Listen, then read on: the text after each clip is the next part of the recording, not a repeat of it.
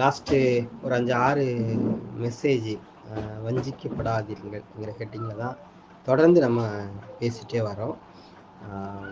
என்னென்னா, கடவுள் மனிதனை படைத்த விதம், மனிதனை உண்டாக்கின விதம், சிருஷ்டித்த விதம், மனிதனை எப்படி உருவாக்கினார், அந்த மனிதன் தெய்வத்தோடு எப்படி இணைந்து ஒரு வாழ்க்கையை வாழ்ந்தான், தேவனுடைய ஆவியும் மனிதனுடைய ஆவியும் எப்படி ஒன்றாக இருந்தது, அந்த மனிதனுடைய ஆவி வந்து தேவனை விட்டு பிரிந்த வேளையில் அவனுக்கு என்னெல்லாம் சம்பவித்தது, அந்த மனுஷன் எப்படி வந்து தெய்வத்திடமிருந்து வரக்கூடிய அந்த சத்தத்திலிருந்து மாறி பிசாசின் சத்தத்துக்கு செவி கொடுத்தான்.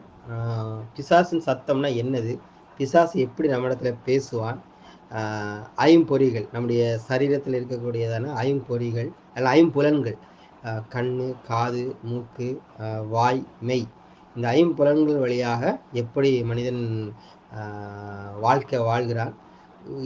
உண்மையாகவே கர்த்தர் வந்து மனிதனை படைத்த விதம், பிதாவாகிய தெய்வம் மனிதனை படைத்த விதம் வந்து வெளியிலிருந்து உள்ளே வாழ்வதற்கு அல்ல, உள்ளே இருந்து வெளியில வாழணும். அதாவது ஆவியாக இருக்கிறார்.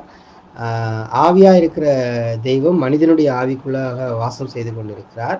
ஸோ மனிதன் எப்படி வாழ வேண்டுமானால் ஆவியிலிருந்து வரக்கூடிய சத்தத்தை கேட்டு, அந்த சத்தத்தில் தான் வார்த்தை இருக்கிறது, அந்த வார்த்தை தான் ஜீவன். ஜீவன் என்பது கிறிஸ்து என்கிற ஒரு வார்த்தையோட பொருள்னு எடுத்துக்கலாம்.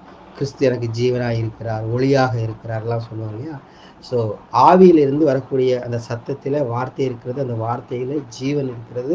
அந்த ஜீவனை மனிதன் ஒவ்வொரு நாள் டே பை டே அவன் வந்து அந்த வார்த்தையை கேட்டு வளர வேண்டும். இதுதான் மனிதனுக்கு வைத்திருந்த ஒரு நிலை. இப்படிதான் வாழ்க்கை வாழணும்னு கர்த்தர் வச்சிருந்தாரு. ஆனால் மனிதனுக்கு ஒரு சுயாதீனத்தை கர்த்தர் கொடுத்திருந்தார். என்ன சுயாதீனம் என்றால், மனிதன் சுயமாய் ஒரு முடிவு எடுக்கலாம். கடவுள் மனிதனை கண்ட்ரோல் பண்ணி நீ இப்படிதான் இருக்கணும், இப்படிதான் எனக்கு கீழ்ப்படியணும் என்று சொல்லலை.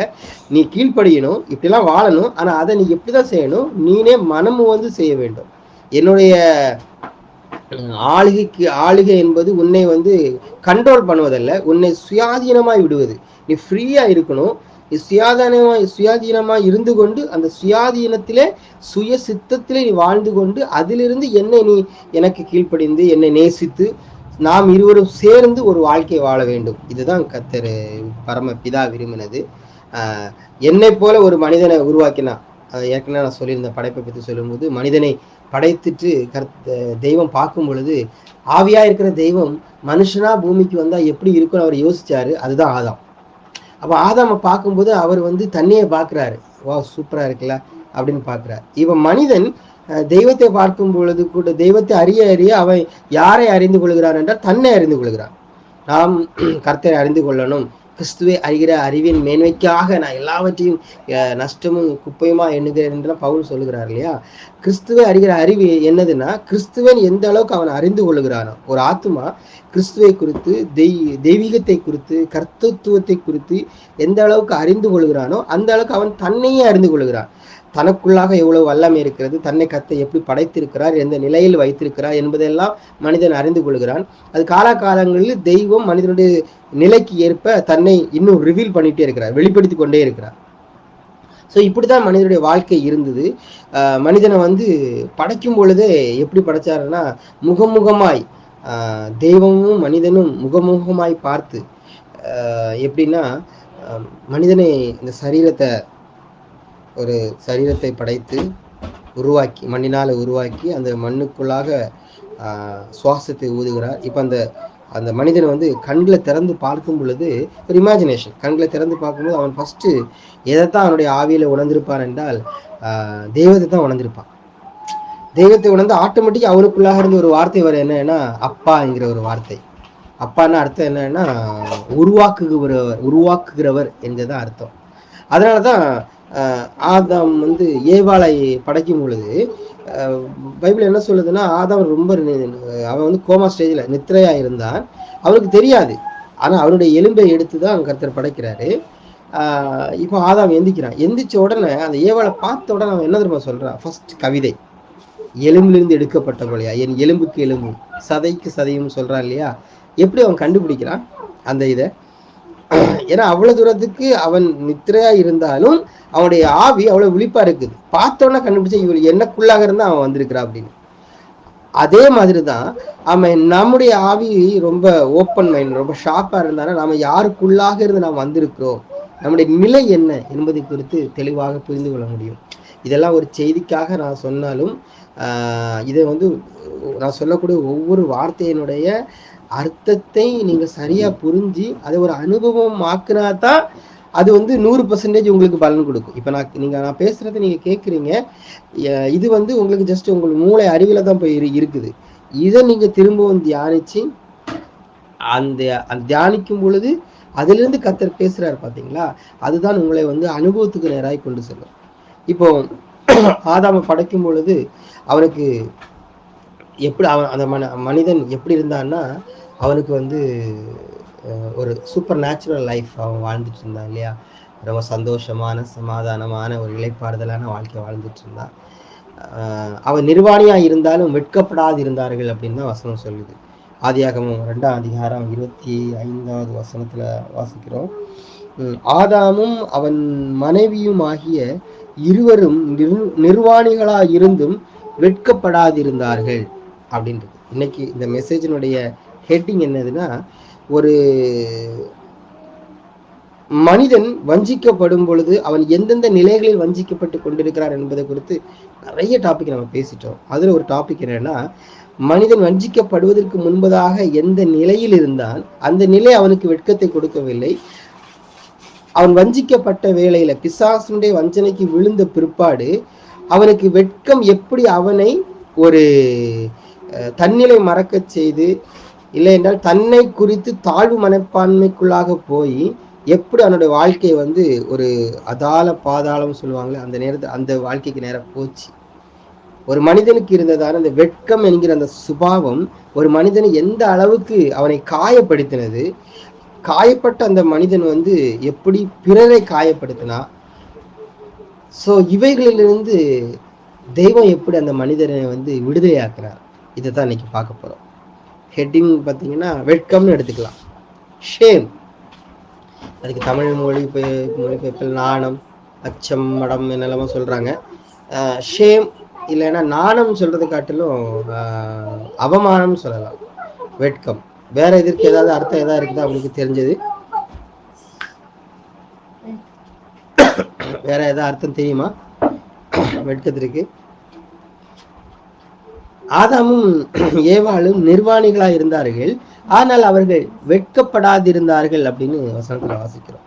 அப்படின்னா என்ன அர்த்தம்னா, அவங்க 2 பேருக்குள்ள எந்த ஒளிவு மறைவும் இல்லை. அந்த 2 பேருக்குள்ள எந்த ஒளிவு மறைவும் கிடையாது. ஒளிவு மறைவுனா சரீரத்துல மட்டும் இல்லை. நீங்கள் இந்த நிர்வாணம் என்று சொல்லும் பொழுது சரீரத்துக்கு அடுத்த காரியத்தை மட்டும் நம்ம பார்க்கிறோம். நிர்வாணம் என்னது? ஓப்பனா இருக்குது எல்லாமே, எந்த ஒளிவு மறைவும் இல்லை. முகமுகமாய் தெய்வத்தை அப்படி பார்க்கலாம். ஆதாமுக்கு தெய்வத்தை அப்படி பார்க்கலாம். தெய்வம் பிதாவாகிய தேவன் ஆதாமை பார்க்கும் பொழுது இருக்கிற பிரகாரமாகவே அவர் பார்க்கிறார். புரியுதா உங்களுக்கு? இருக்கிற பிரகாரமாகவே பார்க்கிறார். அப்படிதான் கர்த்தரும் படைச்சிருந்தார். மனிதனை படைக்கும் போது அப்படிதான் படைச்சிருந்தார். இந்த நேரத்தில் தான் அவனுக்கு வந்து ஒரு சத்தம் கேட்குது, பிசாசுடைய சத்தம் அவனுக்கு கேட்குது. அவன் வஞ்சனைக்குள்ள விழுகிறான். அவன் கொஞ்சம் கொஞ்சமா அந்த சத்தத்தை கேட்க கேட்க அவன் மீறுதலுக்குள்ளாய் போகிறான், அவன் அக்கிரமத்துக்குள்ளாய் போகிறான், கீழ்ப்படியாமைக்குள்ளாக போய் பாவம் என்கிறதான ஒரு நிலைக்கு அவன் தள்ளப்படுகிறான்.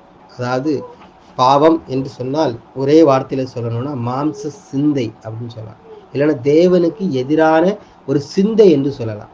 தேவனுக்கு எதிரான ஒரு சிந்தைக்கு நேராக அவன் போய் விழுந்து விடுகிறான். அவன் அந்த தேவனுக்கு எதிரான சிந்தைக்கு போகிறதுக்கு முன்னாடி ஒரே நாள் அதெல்லாம் போகல.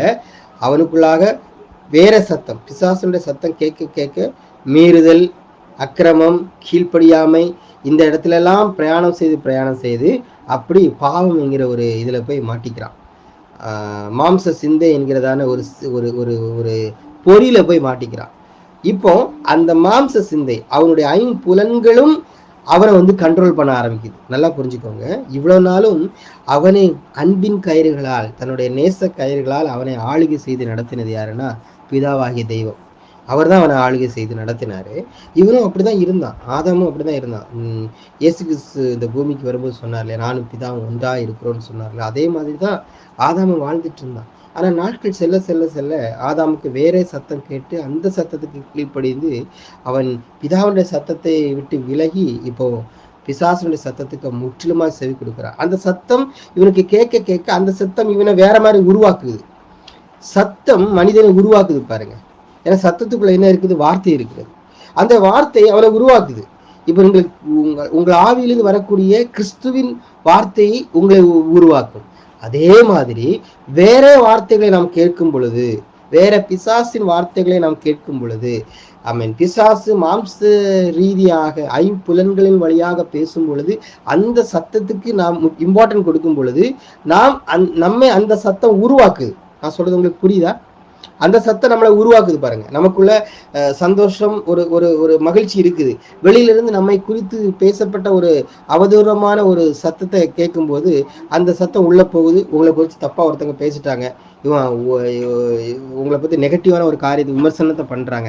அதை கேட்ட உடனே அந்த வார்த்தை, அந்த சத்தம் உங்களுக்குள்ள இருக்கிற மகிழ்ச்சியை எடுத்து போட்டு உங்களுக்குள்ள என்ன கொண்டு வருது? ஒரு தாழ்வு மனப்பான்மையை கொண்டு வருது.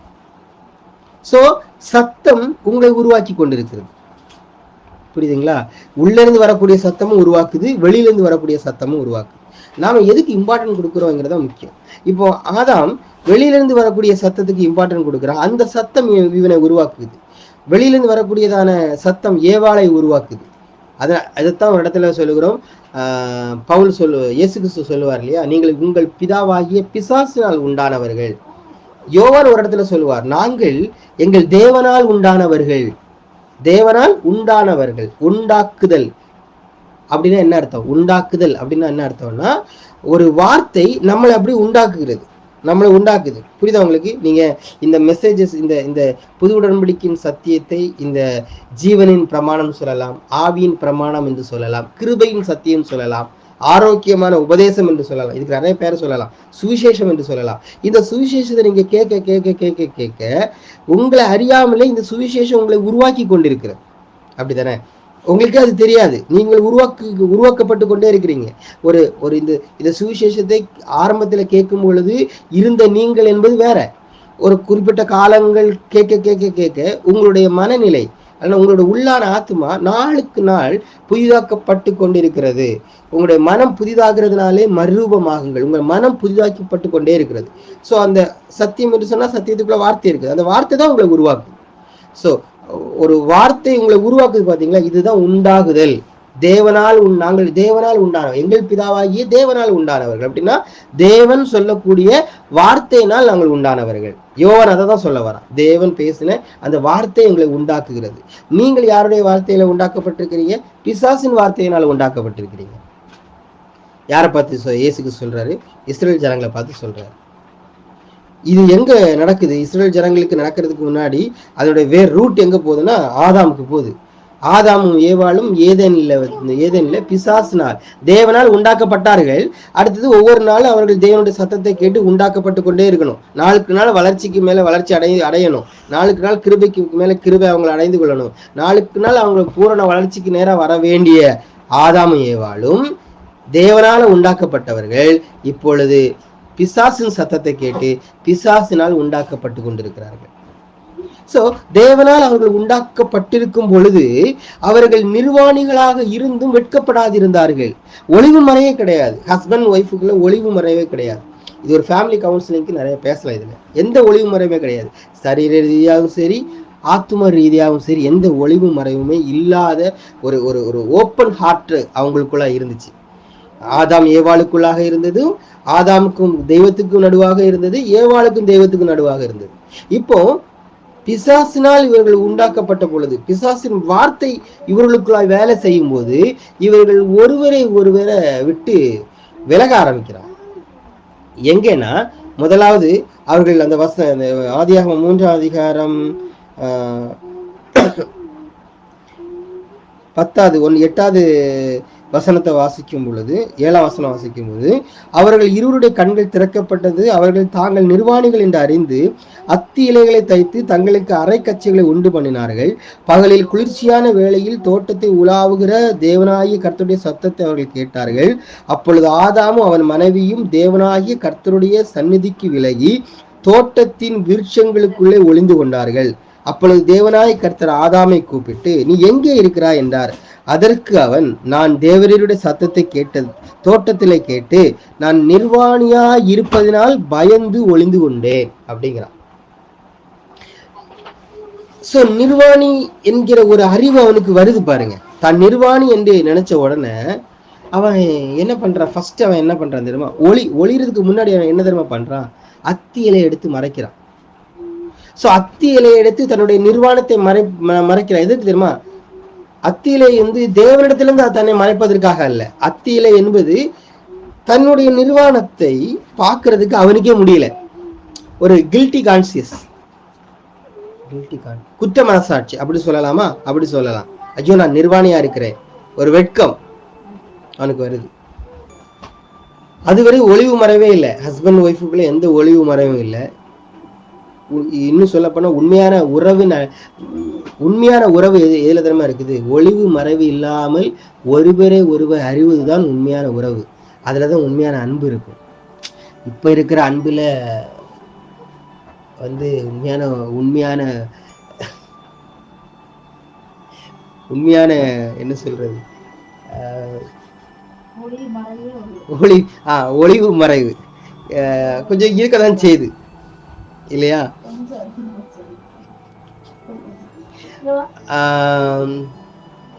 ஆனா ஆதாமுக்கு வந்து இந்த பாவத்திற்கு முன்பதாக அந்த ஒளிவு மறைவு கிடையாது.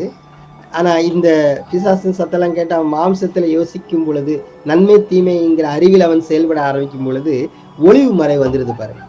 அது ஃபர்ஸ்ட் எங்கன்னா அவனுக்கு அவனே வருது. தன்னுடைய நிர்வாணத்தை அவன் பார்க்கறதுக்கு வெட்கப்படுறான். அவன் வெட்கப்பட்டு மரத்துக்கு பின்னால ஒளிறதுக்கு முன்னாடி தன்னைத்தான் பார்த்து தன்னையே மறைத்துக் கொள்கிறான் பாருங்க. தன்னுடைய நிர்வாணத்தை மறைக்கிறதுக்கு, தன்னிடத்திலிருந்து மறைக்கிறதுக்கு அத்தி இலைகளில் எடுத்து மறைக்கிறான். அத்தி இலைகள் வந்து தேவனிடத்திலிருந்து மறைப்பதற்காக அல்ல, தன்னிடமிருந்தே தன்னை மறைப்பதற்காக. இது ரொம்ப முக்கியமான வார்த்தை, தன்னிடமிருந்தே தன்னை மறைப்பது. இன்னைக்கு அப்படி ஒரு போலியான வாழ்க்கை வந்து நிறைய ஜனங்கள் வாழ்ந்துட்டு இருக்கிறாங்க. அவங்களையே அவங்க ஏமாத்திட்டு இருக்கிறாங்க. தன்னையே அவங்களுக்கு நிறைய பேருக்கு பிடிக்கல. சில நேரத்துல வந்து அவர்கள் தங்களுக்குள்ளாகவே தங்களை நினைச்சு அவங்க குத்திக்கிறாங்க. ஒரு பிசாசு பிடிச்ச ஒரு மனுஷன் வந்து கல் எடுத்து தன்னுடைய சரீரத்தை காயப்படுத்தி கொண்டதுனால இயேசு கிறிஸ்து போய் விடுதலையாக்குவார்ல, அதே மாதிரி இவன் தன்னையே காயப்படுத்துறான். தன்னையே அவன் தவறாக நினைக்கிறான். அத்தி இலைகள் தேவனிடத்திலிருந்து மறைப்பதற்காக அல்ல, தன்னிடம் இருந்தே தன்னை மறைப்பதற்காக தான் அவன் அத்திலையை யூஸ் பண்றான். ஸோ இந்த வெட்கம் அவனுக்கு வருது பாருங்க. இந்த நிர்வாணத்தை பார்த்து வெட்கப்படுறான் இல்லையா?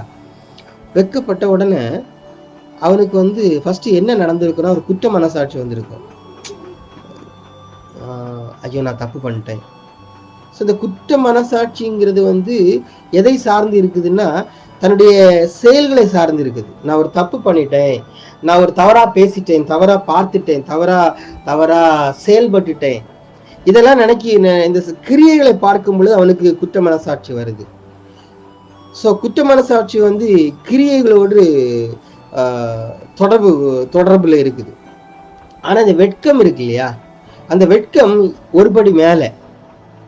குற்ற மனசாட்சி கிரியைகளோடு தொடர்புல இருக்குது. வெட்கம் வந்து நானே தப்பா இருக்கிறேன், தன்னுடைய அடையாளத்தின் மேலே அவனுக்கு ஒரு கேள்விக்குறி வந்துருது.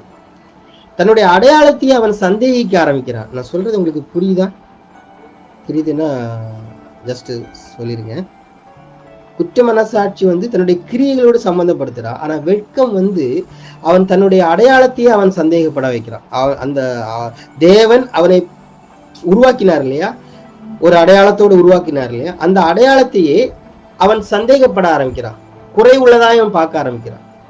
அவன் பாவம் வருவதற்கு முன்பதாக எப்படி அவனுடைய நிலை இருந்ததோ அதே மாதிரிதான் அவன் இருக்கிறான். ஆனால் அவனுடைய பார்வைதான் மாறுகிறது. சோ பாவத்துக்கு முன்பதாக நிர்வாணிகளாய் இருந்தார்கள், ஆனால் வெட்கம் இல்லை. அவர்களுக்கு சந்தோஷமா இருந்தாங்க. பாவத்துக்கு பிற்பாடு நிர்வாணிகளா தான் இருக்கிறாங்க. ஆனா அங்க என்ன புதுசா வருது? வெட்கம் என்கிற ஒரு நிலை அவனுக்கு வருது. தன்னை வந்து மறைக்க ஆரம்பிக்கிறான். கர்த்தர் வந்து மனுஷனை படைக்கும் பொழுது மனிதனை மனுஷனை பார்க்கும்போது தன்னுடைய சாயலை மனுஷனிடத்துல பாக்குறார். வாவ் சூப்பர்ல அப்படின்னு பாக்குறார். அதே மாதிரி மனிதனும் கர்த்தரை பிதாவாகிய தேவனை பார்க்கும் பொழுதும் அவருடைய தன்னுடைய சாயலை பிதாவிட்ட பார்க்கிறான். பிதா தன்னுடைய சாயலை குமாரன் இடத்துல பார்க்கிறார். குமாரன் யாரு? ஆதாம சொல்றேன். அதே மாதிரி குமாரன் தன்னுடைய சாயலை பிதாவின் இடத்துல பார்க்கிறான். இப்போ இப்படி எனக்குள்ளாக அவர் யாரை பார்க்கிறார்? அவரை பார்க்கிறார். அவருக்குள்ளாக நான் என்னை பார்க்கிறேன். கரெக்டா இருக்குன்னு நினைக்கிறேன். புரியுதா உங்களுக்கு? பிதாவிற்குள்ளாக நான் பார்க்கும் பொழுது நான் என்னையே பார்க்கிறேன். பிதா என்னை பார்க்கும் பொழுது அவரை பார்க்கிறார். எந்த ஒளிவும் வரல. ஆனா இப்ப என்ன ஆயிடுச்சுன்னா, பிதாவுடைய பார்வை மாறல, ஆனா என்னுடைய பார்வை மாறுது. நல்லா புரிஞ்சுக்கோங்க. பிதாவுடைய பார்வை மாறல, என்னுடைய பார்வை மாறுது. ஏன் மாறு தெரியுமா? அந்த பார்வையை மாற்றுது என்ன தெரியுமா? வெட்கம் மாற்றுகிறது. வெட்கம் வந்த உடனே ஐயோ நான் சரியில்லை, குற்ற மனசாட்சி வந்து ஐயோ நான் செய்தது சரியில்லை அப்படின்னு சொல்லும். ஆனா வெட்கம் என்ன சொல்லுதுன்னா நானே சரியில்லை அப்படின்னு. கொஞ்சம் நான் கொஞ்சம் டீப்பா பேசணும்னு நினைக்கிறேன். நீங்க வந்து நான் பேசும்போதே ஹெட்ஃபோன் போட்டதே காதில் வச்சுட்டு அப்படி கண்ணை முடிச்சு அப்படி நான் சொல்ல நீங்க யோசிச்சு பாருங்க. எவ்வளவு இடத்துல நாம் நம்முடைய கிரியை சரியில்லைன்னு நம்ம எவ்வளவு இடத்துல குற்ற மனசாட்சிகளை போயிருக்கிறோம். எவ்வளவு இடங்கள்ல நானே சரியில்லைங்கிற இடத்துக்கு நம்ம போயிருக்கிறோம் பாருங்க. சொல்ல போனா நிறைய இடத்துல நம்முடைய கிரியை சரியில்லை என்பதை காட்டிலும் அதிகமாய் நானே சரியில்லை, நானே தப்பு அப்படிங்கிற இடத்துலதான் நம்ம நிறைய நேரத்துல போயிருப்போம். இன்னைக்கு முழு உலகமே அப்படிப்பட்ட ஒரு பயங்கரமான ஒரு வஞ்சனையில தான் மாட்டிட்டு இருக்கு. நம்ம நீ இருக்கிற பிரகாரமாகவே நான் உன்னை நேசிக்கிறேன், அதுதான் உண்மையான உறவு, உண்மையான அன்பு.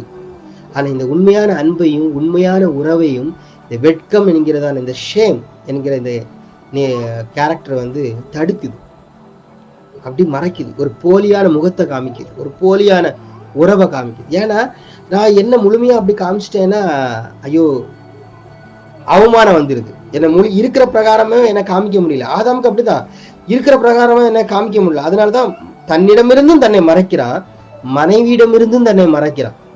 இதே நிலைதான் யாருக்கு நடக்குது? ஏவாளுக்கு நடக்குது. தன்னிடமிருந்தும் தன்னை மறைக்கிறாள், கணவனிடமிருந்தும் தன்னை மறைக்கிறாள். கொஞ்சம் அதை நீங்க எலாபரேட்டா பாருங்க. டோட்டல் உலகமும் குடும்ப உறவுகள், எவ்வளவு உறவுகள் சீரழிந்து கிடக்குது. காரணம் என்ன தெரியுமா? முதலாவது அவன் தன்னை நேசிக்கிறதை விட்டுட்டான், அடுத்தது பிறரை நேசிக்கிறதை விட்டுட்டான். நீ முதலாவது நீ உன்னை நேசிக்கணும் அப்படிங்கிறாரு ஆண்டவன். இந்த இடத்துல ஆதாம் தன்னை நேசிக்கிறதுல அவனுக்கு ஒரு பிரச்சனை வந்தது. நான் சரியில்லை, என்னுடைய அடையாளம் சரியில்லை என்கிற ஒரு நிலைக்கு அவன் வருகிறான். அப்படி அது யூட்டர்ன் ஆகி அவளும் சரியில்லை அப்படிங்கிற இடத்துக்கு வர. வெட்கம் வந்து எவ்வளவு டேஞ்சர் பாத்தீங்களா? இந்த வெட்கத்தை தான் பிசாசு வந்து யூஸ் பண்ணிக்கிறான். யூஸ் பண்ணி மனிதனை வஞ்சிக்க ஆரம்பிக்கிறான். நானே தவறா இருக்கிறேன், நானே இந்த பிரச்சனைக்கெல்லாம் காரணம் ஐயோ நான் செய்த செயல் இதுதான் என்னுடைய வாழ்க்கைக்கு காரணம், நான் என் வாழ்க்கை இவ்வளவு அடிமட்டத்தில் இருக்க காரணம், எனக்கு பிறகு வந்தெல்லாம் உயர்ந்து போயிட்டாங்க, என் வாழ்க்கை எவ்வளவு முயற்சி செய்தும் அந்த முயற்சிகள்லாம் நல்ல முயற்சிகளா இருந்த பிற்பாடு ஏன் என்னால மேல எழும்பி வர முடியல, ஐயோ நான் செய்தது சரியில்லை என்கிற எண்ணத்தை காட்டிலும், இந்த எண்ணம் வருகிறது அநேகருக்கு, ஆனா இந்த எண்ணத்தை காட்டிலும் ஒரு அதிகப்படியான ஒரு இடத்துல வந்து நிக்கிறாங்க மனுஷங்க. எதுல தெரியுமா? நானே சரியில்லாம இருக்கிறேன். ஆமா, ஏன்னா நான் செய்த அநேக காரியங்களை தான் மற்றவங்களும் செய்யறாங்க, அவனுக்கு ஒர்க் அவுட் ஆகுது, எனக்கு ஒர்க் அவுட் ஆகலையே.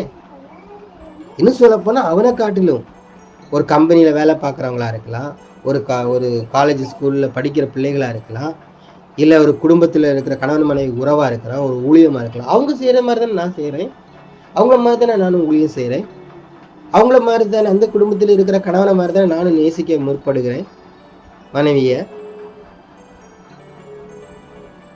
அவங்கள மாதிரி தான் நானும் படிக்கிறேன், எவ்வளவோ டைம் எடுத்து படிக்கிறேன். ஆனா எனக்கு மட்டும் ஏன் தோல்வி நடக்குது? நான் தான் சரியில்லை, ஓகே நான் சரியில்லை, நான் தான் தப்பு என்கிற இடத்துக்கு மனுஷன் வருகிறான். ஸோ இது வந்து ரொம்ப டேஞ்சர். இருக்கிற பிரகாரமாகவே நம்மை நாம் நேசிக்கக்கூடிய இடத்துக்கு நம்ம வரணும் பாருங்க.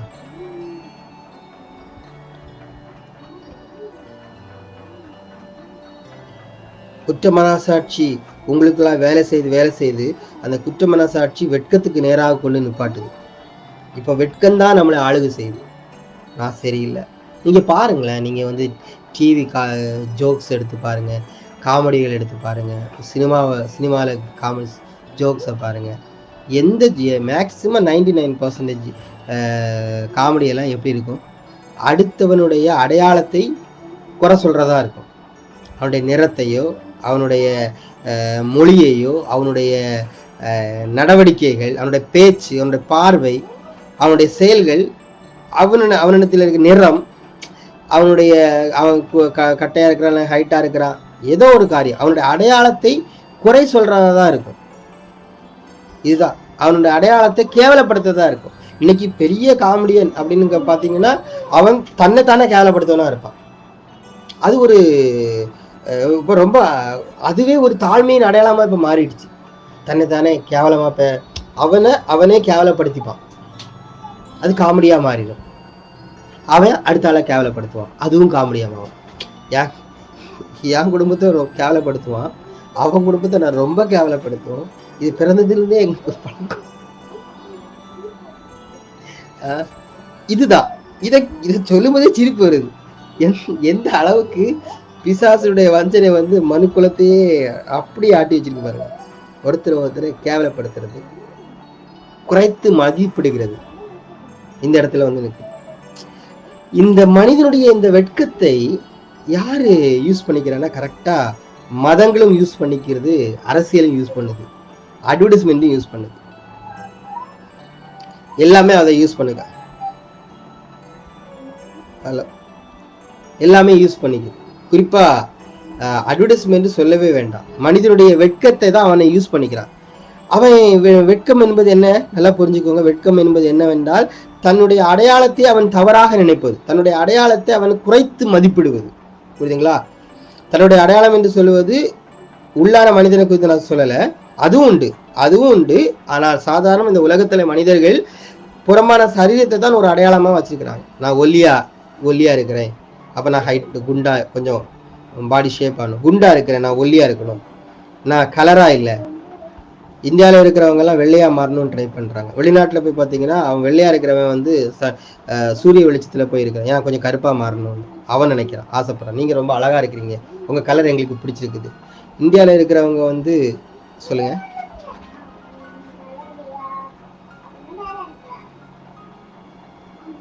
யாரு? ஓகே இந்தியாவில் இருக்கிறவங்க வந்து என்னன்னா என்ன சொல்றது, வெள்ளையா மாறணும் அப்படின்னு அவங்க ட்ரை பண்றாங்க. அதுக்காக எவ்வளோ க்ரீம்ஸ் எல்லாம் போட்டு தேய்க்கிறாங்க. அதே வெளிநாட்டில் இருக்கிறவங்க பார்த்தீங்கன்னா கொஞ்சம் கருப்பா இருக்கிறதுக்காக அவங்க என்ன பண்றாங்கன்னா மேலே க்ரீம் எல்லாம் தேய்க்கிறாங்க. எல்லாருமே தங்களுடைய அடையாளத்தை மாற்றுறதுக்கு தான் ட்ரை பண்றாங்க. நீங்க ஸ்கூல்ல எடுத்து பார்த்தாலும் சின்ன காரியத்திலேருந்து, ஈவன் குடும்பத்திலேருந்து எடுத்து பாருங்க, சின்ன காரியமா இருந்தாலும் அவங்களுக்கு கொடுக்குற தண்டனை கூட அவங்கள கேவலப்படுத்துறதா இருக்குது. அவனை கேவலப்படுத்திட்டோன்னா அவன் திருந்திடுவான். இப்போ ஸ்கூல்ல வந்து பிள்ளை படிக்கல, அதனால ஸ்கூல் ஃபீஸ் கொண்டு வரல, என்ன பண்றாங்க, தண்டனை கொடுக்குறாங்க. என்ன தண்டனை? அவனை ஸ்கூலை விட்டு வெளியில, அந்த வாசலுக்கு வெளியில நிப்பாட்டிடுறாங்க. ஸோ அந்த தண்டனை அவனை கேவலப்படுத்தணும், அவனை அவமானப்படுத்தணும். அவனை அவமானப்படுத்தும் போது அவனுக்கு அது வெட்கமா மாறுது. பார்த்தீங்களா? அந்த வெட்கத்துல அவன் என்ன பண்ணிடுவான், ஏன்னா மனிதனால அந்த வெட்கத்தை தாங்க முடியாது, அந்த வெட்கத்துல செஞ்சிருவான். அதுதான் இப்போ ஸ்கூல்ல எல்லாம் சொல்லவே வேண்டாம், என்ன தப்பு பண்ணியிருக்கிறானே தெரியாது. அங்க விசேஷமான ஒரு இடம் உண்டு, பிரின்சிபல் ரூம் பக்கத்துல கொண்டு நிப்பாட்டிடுவாங்க, பியூன்ல இருந்து எல்லாரும் அடிச்சுட்டு போவாங்க. ரொம்ப கேவலமா இருக்கும். அந்த இடத்துல நின்னாலே தெரியும் ஏதோ பெரிய தப்பு பண்ணிட்டான். என்ன தப்பு பண்ணான்னு எவனுக்கும் தெரியாது.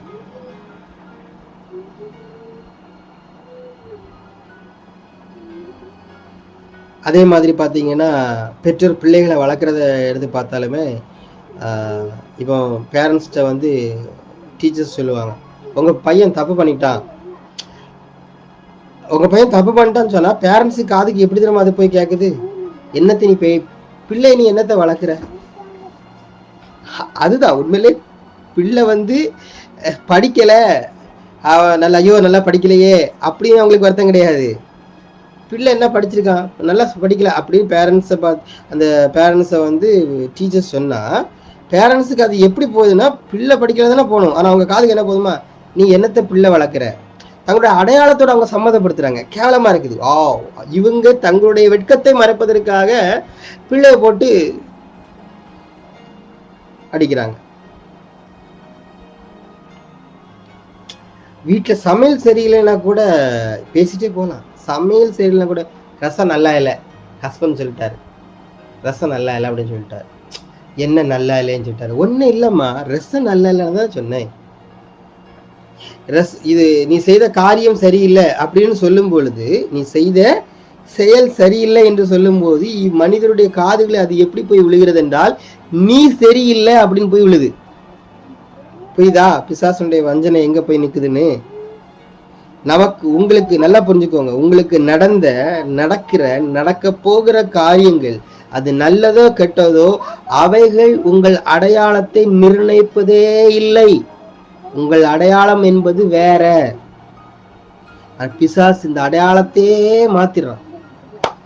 உங்களுடைய கிரியைகளை கொண்டு வந்து அவன் என்ன பண்றான், குற்ற மனசாட்சிக்குள்ள வழியா போய் உங்களுடைய அடையாளத்தை மாத்துறான். வெட்கம் என்கிற ஒரு என்ன சொல்றது, ஒரு ரூட் வழியா போறான், உங்க அடையாளத்தையே மாத்துறான். நீங்க சரியில்லைன்னு சொல்ற, உங்க அடையாளம் சரியில்லைன்னு சொல்ற.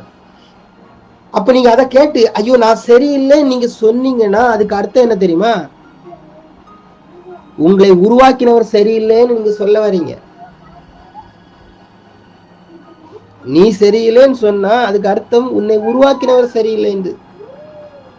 ஆனா நாம திரும்ப திரும்ப நான் சரியில்லைன்னு சொல்லிட்டு இருக்கோம். அது தாழ்மையின் அடையாளம் வேற நினைச்சிட்டு இருக்காங்க நிறைய பேர். இல்லைங்க, அது தாழ்மையின் அடையாளம் இல்லை, தெய்வத்தை நம்ம அவமதிக்கிறோம். மேரேஜ் ஆகல, டைமுக்கு மேரேஜ் ஆகல. ஆமா, 25 வயசுல அவனுக்கு திருமணம் நடக்க வேண்டிய வயசு அப்படின்னு தமிழ்நாடு கலாச்சாரம் சொல்லுது.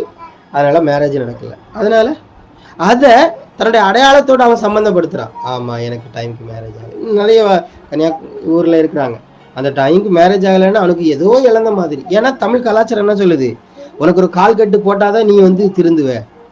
உனக்கு கல்யாணத்துக்கு முன்னாடி நீ என்னது அரை மனுஷன், கல்யாணம் முடிஞ்சா முழு மனுஷன். யாரு சொன்னாது? இது பெரிய பிசாசனுடைய பொய். தெய்வம் உன்னை படைக்கும் பொழுதே முழு மனுஷனை தான் படைச்சிருக்கிறாரு. உனக்குன்னு ஒரு தனித்துவம் இருக்குது. எந்த மனைவியும் வந்ததுனால உனக்கு ஒரு தனித்துவம் கூட போறது கிடையாது. புரியுதா? உன்னுடைய தனித்துவம் என்பது யாரையும் சார்ந்திராதது. மனைவி வந்த சொசைட்டி சொல்லுது, மனைவி வந்த உடனே இவருக்கு தனித்துவம் வந்த மாதிரி. நம்மளும் நிறைய தமிழ் படங்களை பார்த்து கல்யாணத்துக்கு முன்னாடி ஒரு நடை, கல்யாணம் முடிஞ்ச அவன் நடை மாறிடும், பேச்சு மாறிடும். அவனுக்கு ஏதோ எல்லாம் செய்யறதுக்கு லைசன்ஸ் கிடைச்ச மாதிரி அவனை ஃபீல் பண்றான். பாவனை தெரியல, இருக்கிற லைசன்ஸ் புடுங்கி விட்டாங்கன்னு. அது தெரியுது.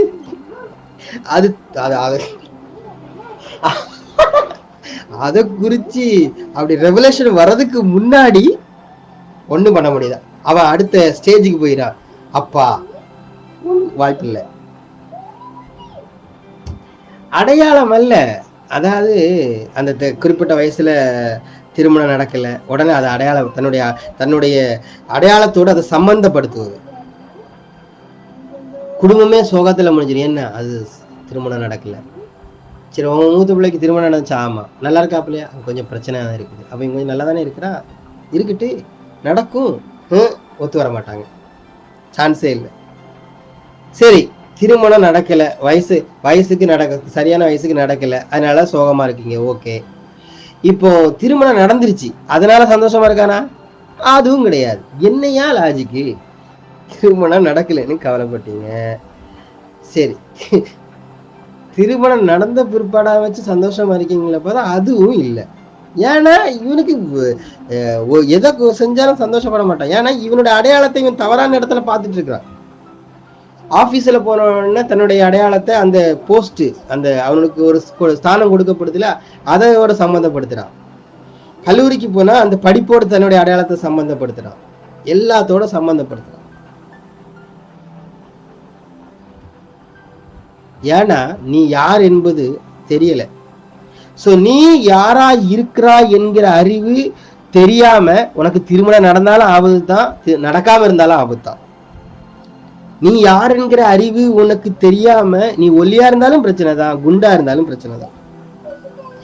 இப்ப எல்லாரும் நம்முடைய அடையாளத்தை எதோட ஒப்புமைப்படுத்தினா, வெட்கத்தோட ஒப்புமைப்படுத்திட்டான். அடையாளத்தை வெட்கத்தோடு அடையாளப்படுத்திட்டான். சோ அந்த வெட்கத்தை மறைக்கிறதுக்கு என்ன பண்ணணும்? அத்திலைய பறைக்க வேண்டி இருக்குது. அத்தியிலையில மனுஷன் தேட ஆரம்பிக்கிறான். ஏதேன் தோட்டத்துல தேடின அத்தியில இன்னைக்கு 2021 மே 9ஆம் தேதி அந்த அத்தி இலை விதவிதமா மாறிட்டு.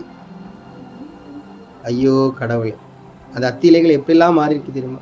ஆனா அந்த அத்தி இலைகள் உனக்கு உன்னுடைய அடையாளத்தை மாற்றாது என்பது ஏதேன் தோட்டத்துல அவர் சொல்லிட்டாரு. அவன் எவ்வளவு நேரம் அத்தி இலையை வச்சு மறைச்சிட்டு இருந்திருப்பான்? அவர் தான் சொல்லிட்டாரு, அதே அத்தியிலாம் உனக்கு ஒர்க்கட் ஆகாதுப்பா அப்படின்னு சொல்லிட்டு அவர் அங்கேயே அவனுக்காக ஒரு மீட்பை உண்டு பண்ணுகிறார், அவனுக்காக ஒரு மாற்றத்தை உண்டு பண்ணுகிறார். அதை கூட மனுஷனால அவனால புரிஞ்சிக்க முடியல. அத்தி இலையில் அவன் தேடுற முயற்சிகள்ல தன்னுடைய வெட்கத்தை மறைப்பதற்காக, நான் சரியா இல்ல, நான் மத்தவங்கள மாதிரி இல்ல, நான் மோசமா இருக்கிறேன், ஐயோ நான் தவறான ஆளு, தவறான நபர். ஏன்னா மற்ற காரியங்கள் என்னது சவுண்ட் டிஸ்டர்ப் பண்ணுது, மியூட் பண்ணுங்க தயவு செஞ்சு.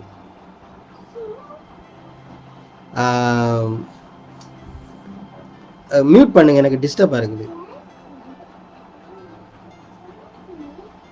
மற்ற அடையாளத்தோடு, அதாவது மனுஷன் எதுல இருந்து நான் எதை சொல்ல ஆரம்பிச்சேன்? மனுஷன் அத்தி இலைகளை தன்னுடைய அடையாளத்தை மாற்றுறதுக்காக அத்தி இலைகளை எடுத்து ட்ரை பண்றான். அந்த முயற்சி அவனுக்கு வெற்றியை கொடுக்கல, அவனுக்கு தோல்வியை தான் கொடுக்குது. ஆனாலும் அவன் மீண்டும் மீண்டும் அந்த அத்தி இலைகளை போன்றுதான் முயற்சிகளை எடுத்துக்கொண்டிருக்கிறான்.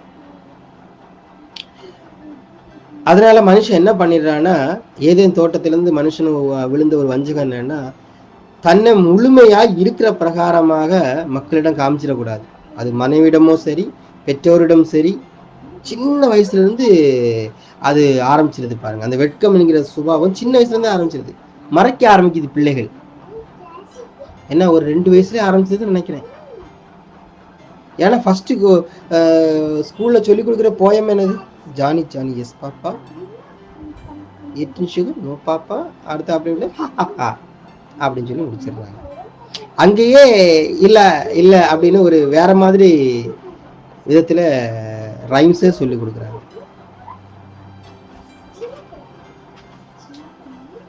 நீங்க நல்லா ஒண்ணு இந்த மெசேஜ் கேட்கும்போது நீங்க நல்லா புரிஞ்சுக்கணும். உங்களுடைய நிர்வாணம் அப்படின்னு சொன்னா அதை இன்னொரு வார்த்தையை நீங்க போட்டுக்கணும், பலவீனங்கள்னு சொல்லலாம். உங்களுடைய மாம்சத்தின் பலவீனங்கள்னு சொல்லலாம். எது இருந்தாலுமே நீங்க வெட்கப்பட வேண்டிய அவசியம் இல்லை. ஏன்னா எந்த பலவீனங்களும் உங்களுடைய அடையாளத்தை மாற்றாது. உங்கள் பார்வைதான் மாறி இருக்கிறத தவிர உங்களை படைத்த தெய்வத்தினுடைய பார்வை மாறவே இல்லை. ஸோ இவ மனுஷன் வெட்கத்தை மறைக்கிறதுக்காக என்ன பண்றான்னா, தன்னை வேற மாதிரி காமிக்கிறான். இப்போ ஃபார் எக்ஸாம்பிள் மனுஷன் என்ன சொல்லணும், பையனை பார்த்தா ஒரு ஆம்பளை பார்த்தானா பிறக்கும் போது சொல்லுவான், நீ ஆம்பளைடா சிங்கம். ஆமா சிங்கம். என்ன குழந்தை பிறக்குது? உடனே அவர் சிங்கம் தான் சொல்லுவாரு. ஒரு ஆண் குழந்தை பிறந்துன்னு சொல்ல மாட்டாரு, சிங்கம்னு சொல்லுவார், சிங்கம் அப்படின்னு. அதனால இந்த ஆம்பளை பசங்க என்னன்னா, பயமே இருந்தாலும் காமிக்க மாட்டான். பயப்படா, பயப்படாத. ஆக்சுவலா அந்த வார்த்தையே பயத்துல தான் வருது, அது அவனுக்கு தெரியும். ஆனா நான் பயந்திருக்கிறேன்னு சொன்னா என்ன ஆயிரும்? வெக்கம் ஆயிரும். அதனால தன்னுடைய பயத்தை அவன் மறைத்து கொண்டு பயம் இல்லாதது மாதிரி ஒரு முகமுடிய வெளியில காமிக்கிறான். எவ்வளவு நாள் அந்த மனுஷனால அப்படி வாழ முடியும்? பயமே காட்டாத மாதிரி, அதாவது தன்னுடைய இயல்பான தனக்கு தெய்வம் கொடுத்த அந்த உணர்ச்சியை கூட அவனால வெளிப்படுத்த முடியாத மாதிரி அப்படியே இருக்கிறான். ஏதாவது அவன் கொஞ்சம் பயந்த மாதிரி நடந்துட்டானா கூட உடனே சொல்லிடுவாங்க, வீட்டுல பொம்பளையால் சொல்லிடுவாங்க, என்னங்க நீங்க ஆம்பளையா இருந்துட்டு இப்படி பண்ணலாமா, இப்படி இருக்கக்கூடாது. அப்புறம் கடைசியில ஒரு கட்டத்துல ஆம்பளைகளுக்கு எந்த உணர்ச்சியுமே இருக்காது. கடைசியில பிரேயர் பாயிண்ட், அவர் எந்த உணர்ச்சியுமே இல்லாம இருக்கிறாரு. செவம் பண்ணுங்க பாஸ்டர். நீ தானப்பா அந்த மனுஷனை வந்து எப்பமா ஒரு உணர்ச்சிங்கிறது வந்து ஒரு மனவேதனையை கூட அவரால் வெளிப்படுத்த முடியாது. ஒரு பிரச்சனை இருக்கும், மனைவி உட்கார்ந்து இருந்துட்டு ஒப்பாரு வைப்பாங்களா லேடிஸ், கவலையாக கூட்டிடுவாங்க. ஹஸ்பண்டு அவ்வளவுதான் முடிஞ்சு, அவர் அப்படியே இருப்பாரு. பயப்படாத அப்படி இருந்து இருந்து இருந்து தன்னுடைய உணர்ச்சியை வெளிப்படுத்த முடியாம ஒரு கட்டத்தில் ஆகும்போது இருக்குன்னு இருதான் ஆயிரும். மனைவி எதிர்பார்க்குற எந்த உணர்ச்சியும் அவர்கிட்ட இருக்காது. பாஸ்டர் அவர் வந்து அப்படியே இருக்காரு, கல்லூரி மங்க மாதிரி இருக்கார் பாஸ்டர். பாருங்களேன், இருதய கடினம் பாஸ்டர், இருதய கடினத்திலே இருக்கிறார் பாஸ்டர். ஹல்லேலூயா. ஜெபம் பண்ணுங்க பாஸ்டர். அவருக்கு அடையாளத்தையே மாத்தி விட்டுட்டு இப்ப ஜெபம் பண்ணுங்கன்னு சொன்னா, ஸோ நம்முடைய மைண்டு இந்த நான் நேரமே சொல்லியிருக்கிறேன், இந்த டைட்டானிக் கப்பல் வந்து பனிப்பாறையில் மோதி பெரிய ஆக்சிடென்ட் ஆச்சு இல்லையா? அது என்னன்னா, அந்த கப்பல் போயிட்டு இருக்கும்போது மேலேருந்து பார்க்கும்போது ஒரு பாறை இருந்திருக்குது. அந்த பாறையை பார்த்த உடனே என்ன பண்ணிட்டாங்க, பாறை அங்கே தூரத்தில் தானே இருக்குது, நம்ம போயிடலாம் அப்படின்னு நினைக்கிறாங்க. அது இடிக்காது அப்படின்னு நினைக்கிறாங்க. பாறை பக்கத்தோட தான் பாறையை வெளியிலேருந்து மேல் மட்டத்தில் பார்க்கும்போது பாறை கொஞ்சம் தூரத்தில் தான் இருக்குது. அதனால அவங்க கப்பலை ஓட்டிட்டு போயிட்டாங்க. ஆனால் தெரியல, தண்ணிக்கு கீழே பாறை வந்து பெரிய மலையே இருக்குது. தண்ணிக்கு கீழே மேலே கொஞ்சம் பாறை தான் தெரிஞ்சுது, ஆனால் அதனுடைய மீதி ஒரு பெரிய மலையே எங்கே இருக்குது, தண்ணிக்கு அடியில் தான் இருக்குது. அதில் தான் கப்பல் என்ன ஆயிடுச்சுன்னா மாட்டிக்கிச்சு. இன்னைக்கு நம்முடைய மைண்டும் அப்படிதான் பாருங்க. நம்முடைய மனது வெளியில பார்க்கும்போது ஒரு சில காரியங்கள் மட்டும் தான் இருக்குது. ஆனா அவனுடைய ஆள் மனதுல வெளியில பார்த்தானா அந்த கான்சியஸ் சொல்லலாம். கான்சியஸ், அது கான்சியஸ்ல வந்து அது ஒரு சிறு பாறை மாதிரி. ஆனா ஆள் மனது இருக்கு பாத்தீங்களா, சப்கான்சியஸ், அது வந்து ஒரு பெரிய பனிமலை மாதிரி இருக்கு. அவனுடைய ஒரிஜினல் ரூபம் எல்லாமே எங்கதான் இருக்குதுன்னா உள்ள இருக்குது. அது அவனுக்கும் தெரியும். அவனுடைய பலவீனங்கள், அவனுடைய குறைவுகள், அவனுடைய நெகட்டிவான காரியங்கள் எல்லாம் உள்ள ஆள் மனசுக்குள்ள இருக்கும். அதை வந்து அவனுக்கே அதை போய் பார்க்க முடியாது. அசிங்கமா இருக்கும், நாற்று எடுக்கும். அவன் யார்கிட்டையும் காமிக்க மாட்டான் அந்த ஆள் மனசை. அவனே போய் பார்க்க மாட்டான். ரொம்ப மோசமா இருக்கும், வெக்கம், ஐயோ வேண்டாம் அது அப்படி இருக்கட்டும், யாரும் அலோவ் பண்ண மாட்டான். ஏன்னா யாராவது பார்த்துட்டாங்கன்னா அது ரொம்ப ஒஸ்டா இருக்குதே அது அப்படின்னு மனுஷன் நினைக்கிறான். அவங்கள பாருங்க எவ்வளவு சூப்பரா இருக்கிறாங்க. ஆக்சுவலா அவரும் அந்த எதிர்த்தால அவன் பாக்குறான்ல, அந்த மனுஷனும் அந்த மனுஷனுடைய சப்கான்சியஸ் மைண்ட்லயும் அப்படிப்பட்ட அழுக்குகள், பலகீனங்கள் எல்லாம் இருக்குது. அவரும் மறைச்சு வச்சுக்கிறான். சோ ஆள் மனசுல எல்லாம் இருந்து வளர்ந்துட்டே வருது. ஸோ மனிதனுடைய ஆள் மனசுல இப்படி பல விதமான அவனுடைய அடையாளத்தை மறக்க பண்ணுகிறதான பல்வேறு காரியங்கள் உள்ள இருக்குது பாருங்க. அநேக நேரத்துல அந்த ஆள் மனசுல இருக்கக்கூடிய அவனுடைய அடையாளத்தை மறக்க பண்ணுகிற சில காரியங்களை சிலருடைய வார்த்தைகள் வந்து அப்படியே போய் டச் பண்ணும். அப்பதான் அவங்க எமோஷனல் ஆகிறாங்க. அவங்களுடைய கண்ட்ரோலை மீறி என்ன வந்துருதுன்னா உணர்ச்சி வந்தது. இந்த வெட்கம் வந்து என்ன தெரியுமா, பிசாசு பேசக்கூடிய பொய்களோடு, இன்னும் சொல்லப்போனா பிசாசு பேசக்கூடிய வார்த்தைகளோடு, பிசாசு பேசும் வார்த்தைகள் எப்படி நான் நேரமே சொன்னேன், ஐம்புலன்களும் பேசுது இல்லையா, அந்த வார்த்தைகளோடு தான் வருது சம்மந்தப்படுத்துவது. அந்த வார்த்தைகளோடு இவனுடைய உணர்ச்சி சேரும் பொழுது அது ஒரு அடையாளமா மாறுது. நான் சொல்றதை நீங்க புரிஞ்சுக்கோங்க. இவனுடைய மாம்ச சரீரத்தில் இருக்கக்கூடிய ஐம்புலன்களும் ஒரு காரியத்தை இவனுக்கு சொல்லுது. என்ன சொல்றது, இவன் வந்து இப்போ ஒரு ஆஃபீஸில் ஒர்க் பண்ணுறான். அங்கே வந்து மேனேஜர் அவனை பார்த்து அவன் ரொம்ப மோசமாக ஸ்டாஃப் உன்னால பேசிட்டாங்க, நீ இவ்வளோ வருஷம் எக்ஸ்பீரியன்ஸ் இருக்குது, நீ வந்து இதை கூட உன்னால் ஒரு ஹேண்டில் பண்ண முடியும், இந்த கிளைண்ட்டை கூட உன்னால் பார்க்க முடியலையா, நீ எதுக்குமே லாய்க்கு இல்லை அப்படின்னு அவர் சொல்கிறார். அவர் எதனால் சொல்கிறாரு, இவனுடைய பிஹேவியரை வச்சு அவர் சொல்கிறார். அந்த கிரியின் அடிப்படை சொல்லப்பட்ட அந்த வார்த்தையோடு உங்களுடைய உணர்ச்சி ஜாயிண்ட் ஆகும்போது அதுவே உங்களை அடையாளமா மாறிடுது. என்னது, ஆமா நான் சரியில்லை, ஆமா நான் சரியில்லை, ஆமா நான் சரியில்லை, இப்படி நான் சரியில்லை, நான் தோற்று போனவன், நான் விலகினம் உள்ளவன், நான் அப்படி ஆகும் இப்படி ஆகுங்கிற எண்ணம் எல்லா மனிதர்களுக்குள்ளாக இருந்துச்சு. எல்லா மனிதர்களும் இருந்து நானே தப்பு இப்படிங்கிற இடத்துல இருக்கிறான். இந்த நேரத்துலதான் என்னது, நியாயப்பிரமாணம் மனிதனுக்கு கொடுக்கப்படுகிறது.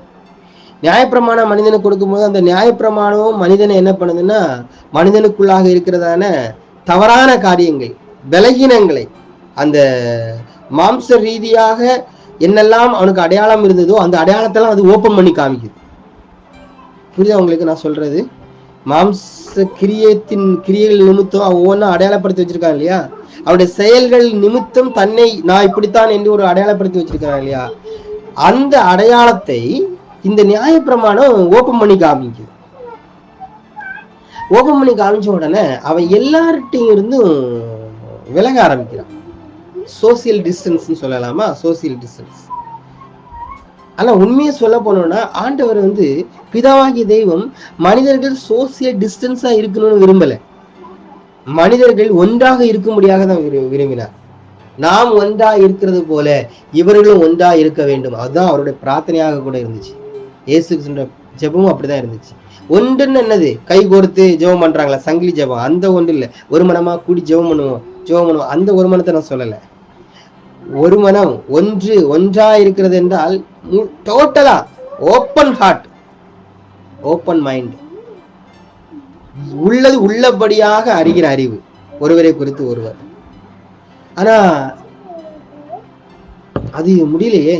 ஏன்னா அவங்க கையில இருக்கிற வேதம் அவர்கள் எவ்வளவு மோசமானவர்கள் என்பதுதான் காமிச்சு, அவனுடைய ஒரிஜினல் அடையாளத்தை மறக்க பண்ணி அவனுடைய கிரியைகள் நிமித்தம் அவனுக்கு ஒரு அடையாளத்தை அந்த வேதங்களை அவனுக்கு கற்பிக்க தொடங்குது. அந்த அடையாளத்தை, போலி அடையாளங்களை எல்லாம் உள்வாங்கிக்கிறான். ஆமா நான் சரியில்லைங்கிற அடையாளத்தை அவன் ஏற்றுக்கொள்கிறான்.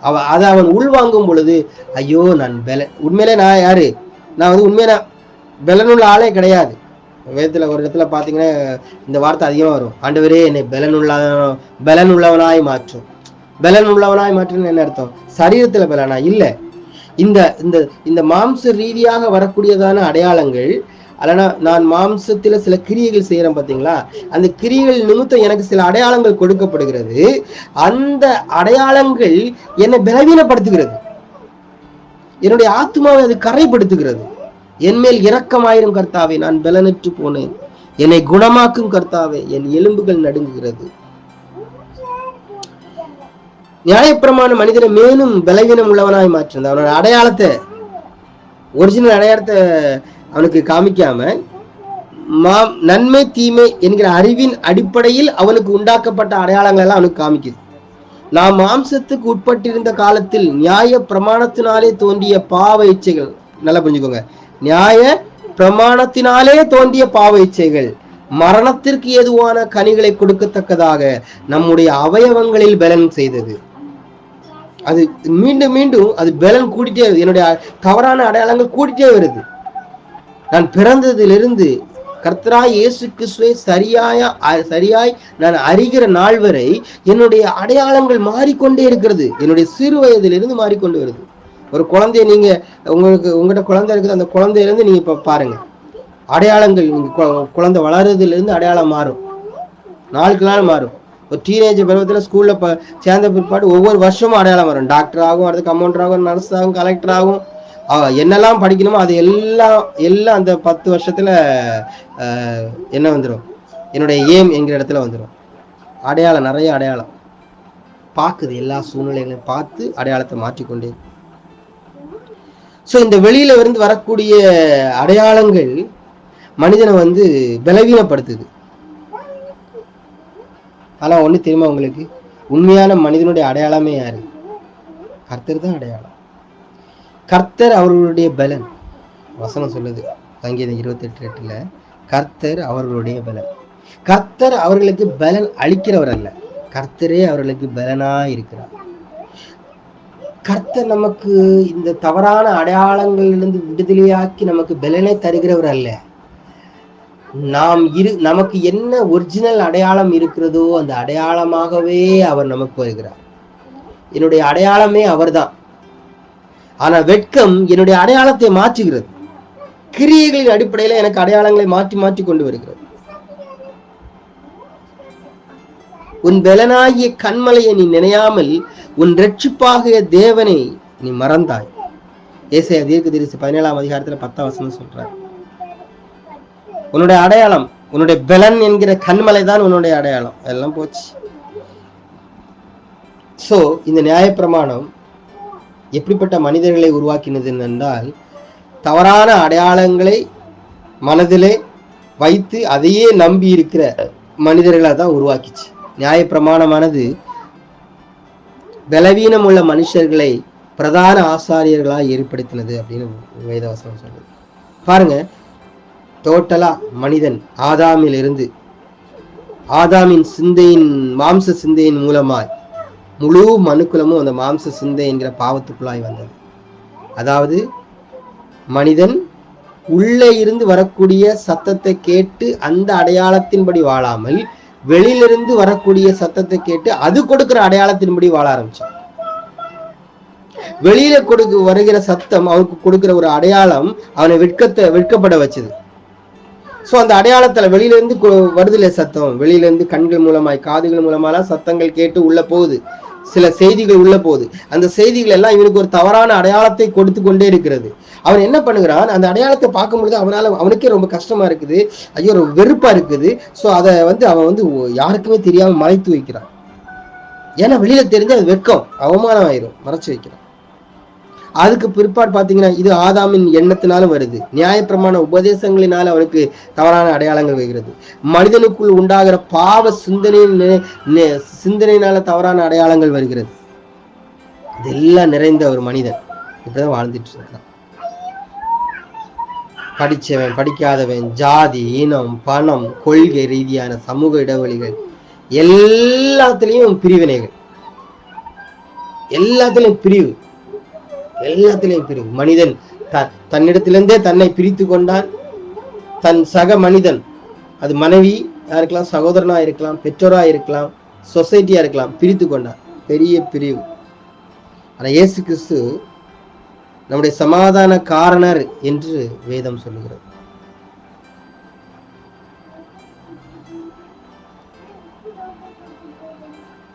இந்த அடையாளங்கள் எல்லாம், வெட்கம் கொண்டு தருகிற அடையாளங்கள் எல்லாம் தேவனிடத்திலிருந்து நம்மளை பிரிக்கும். நல்லா புரிஞ்சுக்கோங்க, ரொம்ப முக்கியமான வார்த்தை. இந்த தவறான அடையாளங்கள் தேவனிடத்திலிருந்து என்ன பிரிக்கல, என்னிடத்திலிருந்து தேவன் பிரிந்து விட்டார் அப்படிங்கிற ஒரு எண்ணத்தை கொடுக்குது. நான் சொல்றது புரியுதா உங்களுக்கு? தவறான அடையாளம் அவனுக்கு வந்த உடனே, அந்த வெட்கம் வந்த உடனே அவன் என்ன நினைக்கிறான்னா, என்னிடத்திலிருந்து தேவன் தன்னை பிரித்து கொண்டார், அவர் என்னை விட்டு விலகிவிட்டார் அப்படின்னு ஒரு தவறான ஒரு ஒரு என்ன சொல்றது, அதுவும் ஒரு அடையாளத்தை கொடுக்குது. ஆனா உண்மையிலே தேவனிடத்திலிருந்து நம்மை பிரிக்க முடியாது. ஆனா நம்மிடத்திலிருந்து தேவனை பிரிக்கிற மாதிரி ஒரு எண்ணத்தை நம்முடைய மனதிலே போட்டது. இது புரிகிறது கொஞ்சம் கொஞ்சம் சொல்லுது, ஒன்றுக்கொண்டு முரணா இருக்கிற மாதிரி தெரியும். நம்மிடத்திலிருந்து தேவன் பிரிந்து சென்று விட்டார் என்று நம்முடைய மனதிலே தான் ஒரு தவறான எண்ணத்தை கொடுத்தது. ஆனா தேவனிடத்திலிருந்து நம்மளை பிரிக்கவே முடியாது, தேவனிடத்திலிருந்து நம்மை பிரிக்க முடியாது. நம்மிடத்துல தேவன் பிரிந்து விட்டாருங்கிற ஒரு எண்ணத்தை நமக்கு கொடுத்தது. இப்போ உங்க ஹஸ்பண்டை நீங்க நேசிக்கிறீங்க, அதனால அவர் நேசிக்கிறார் என்ற அர்த்தம் கிடையாது. உங்க ஹஸ்பண்ட் மேல நீங்க கோபமா இருக்கிறீங்க, அதனால அவர் கோபமா இருக்கிறாருங்கிறது அர்த்தம் கிடையாது. புரியுதா? இப்போ அதை எப்படி சொல்றேன், கடவுள் என்னை விட்டு பிரிந்து விட்டார் என்று நீங்க நினைக்கிறீங்க, அதனால கடவுள் உங்களை விட்டு பிரிந்தார் என்ற அர்த்தம் கிடையாது. கடவுள் என்னுடைய அடையாளத்தை பார்த்து அவர் என்னை விட்டு விலகி விட்டார் என்று நான் நினைக்கிறேன், அதனால கடவுள் என்னை விட்டு விலகி விட்டார் என்று அர்த்தம் கிடையாது. பிதாவாகிய தெய்வம் என்னை விட்டு விலகி விட்டார் என்று அர்த்தம் கிடையாது. அவருக்கு என்னுடைய எல்லா அடையாளமும் அவருக்கு முன்னால வெட்ட வெளிச்சமா இருக்கு, எல்லாம் அவருக்கு முன்னால வெட்ட வெளிச்சமா இருக்கிறது. சோ இந்த அடையாளத்தை எல்லாம் மாத்தி, இந்த வெட்கத்தை எல்லாம் மாற்றி நம்மளை அவரோடு கூட, ஏன்னா இப்ப மனுஷன் அந்த வெட்கம் வந்த உடனே அவரை விட்டு பிரிஞ்சுட்டான் பாருங்க, தன்னை விட்டே பிரிஞ்சுட்டான், அவரை விட்டே பிரிகிறான். இதெல்லாம் மாற்றி, இந்த பிரிவினை மாற்றி இயேசு கிறிஸ்து எங்க கொண்டு வர்றாருன்னா சிலுவையில ஒரு ஒப்புரவாக்குதல், ஒரு ஐக்கியத்தை கொண்டு வருகிறார். ஒரு இளைய குமாரன் அப்பாட்ட சொத்தெல்லாம் வாங்கிட்டு அவன் போறான், இப்போ ரொம்ப கேவலமான இடத்துல இருக்கான். இப்ப அவனுடைய அடையாளம் என்ன தெரியுமா? வேசிகளிடத்தில் பணத்தை விற்று போட்டவன். பண்டிகளின் தவிட சாப்பிடுற அளவுக்கு மோசமான இடத்துல இருக்கு. எவ்வளவு பழிச்சொற்கள் அவனுக்கு வந்திருக்கலாம். அதுதான் அவனுடைய அடையாளம். இப்ப அந்த அடையாளத்துல தான் வாரான். வந்து அப்பாட்ட வந்து சொல்றான், எனக்கு இந்த அடையாளத்தை நான் அவ்வளவு பெரிய மோசமா இருக்கிறேன், நானே தப்பா இருக்கிறேன், நான் மோசமானவன் தான், நான் மோசமான செயல்களை செய்தேன், அது வேற, நானே மோசமானவன் தான், அதனால என்னால இனி உங்களுக்கு பிள்ளையா இருக்க முடியாது, நான் வீட்டு வேலைக்காரன வேணா இருந்துக்கிறேன் அப்படின்னு இவன் சொல்லிட்டு இருக்கும் போதே அப்பா சொல்றாரு. அப்பா இவன் சொல்ற பாவரிக்கையெல்லாம் கண்டுக்கவே இல்லை. அவன் தூரத்துல பார்த்தவன ஓடி வந்து இவனை கட்டி அணைச்சி இவனுக்கு முத்தம் கொடுத்து, என் பிள்ளை எனக்கு வந்துட்டான். அவருடைய பார்வையில் இவன் முன்னாடி பிள்ளையா இருந்தான், இப்ப என் நடுவுல பிள்ளை இல்லாம இருந்தான், இப்ப எனக்கு பிள்ளையா மாறிட்டான். அதே கிடையாது. முன்னாடி எப்படி எனக்கு பிள்ளையாக இருந்தானோ, இவன் என்னை விட்டு பிரிந்து சென்ற பொழுதும் எனக்கு பிள்ளையாக இருக்கிறான், தன்னுடைய அடையாளத்தை அவன் இழந்த போதும் எனக்கு பிள்ளையாக இருக்கிறான். அவன் தவறான இடத்திலே, நான் ஸ்தானத்திலிருந்து அவன் விலகி சென்று வேற மிகவும் மோசமான ஸ்தானங்களை அவன் ஏற்றுக்கொண்டாலும் அப்பமும் எனக்கு அவன் பிள்ளையா இருக்கிறான், திரும்ப வந்திருக்கிறான், இப்பமும் எனக்கு பிள்ளையா இருக்கிறான். இதுதான் தகப்பன்.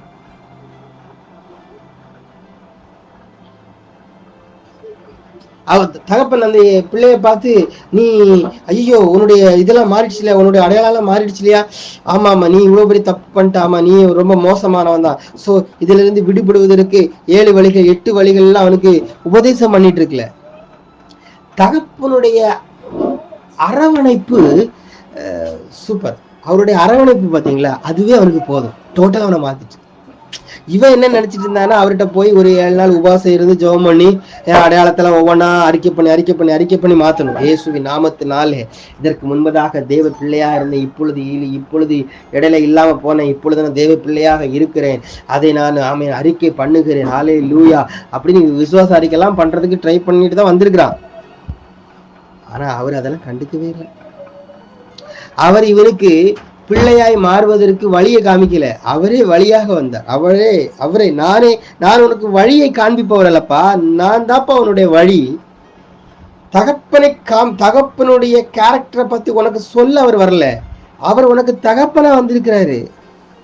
அப்படியே உன்னுடைய பலவீனங்களை அப்படி ஏற்றுக்கொள்ளுகிறார். அவர் தாமே நம்முடைய பலவீனங்களை அவர் ஏற்றுக்கொண்டு,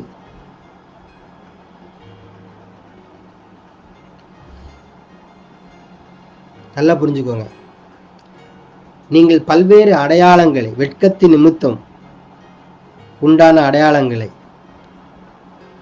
மாம்ச கிரியைகளின் நிமித்தம் உங்களுக்கு உண்டான அடையாளங்களை யாருக்கும் தெரியாம நீங்கள் ஒளித்து வைத்திருக்கிறீங்க. வெட்கம் அதை ஒளித்து வைத்திருக்கிறது.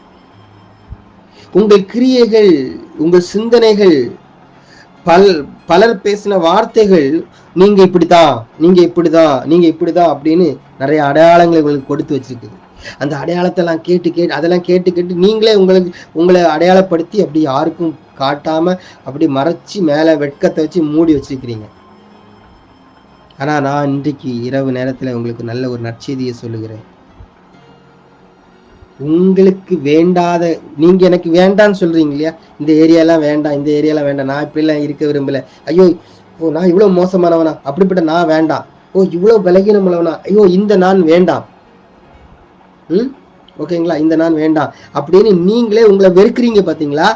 அதை எல்லாத்தையும் அவர் கேட்கிறார், நீ அதெல்லாம் என்கிட்ட கொடுப்பா, எனக்கு வேணும், நீ அப்படியே வா, வேணும். உன்னுடைய உள்ளான ஆத்மாவின் உடைக்கப்பட்ட எந்த பகுதியும் அவருக்கு வேண்டாதவைகள் கிடையாது. உடைக்கப்பட்ட உன்னுடைய இருதயத்தின் எல்லா பகுதியும் அவருக்கு தேவை. உன்னுடைய வாழ்க்கையில் உன்னுடைய அடையாளத்தை மாற்றும்படியான தீர்வை அவர் உனக்கு சொல்ல வரல, அவர்தான் உன்னுடைய தீர்வாகவே வந்திருக்கிறார். உன்னுடைய அடையாளத்தை நீ எங்க பார்க்கணும் தெரியுமா, அவரிடத்துலதான் நீ பார்க்கணும். அவரிடத்துல போய் கேட்க கூடாது, அவரிடத்துல நீ பார்க்கணும். நான் பேசும்போது அப்படி நீங்க கண்ணை மூடிக்கோங்க, அப்படி ஒரு என்ன சொல்றது, கொஞ்சம் நீங்களே உங்களை அனலைஸ் பண்றீங்களா நான் பேச பேச.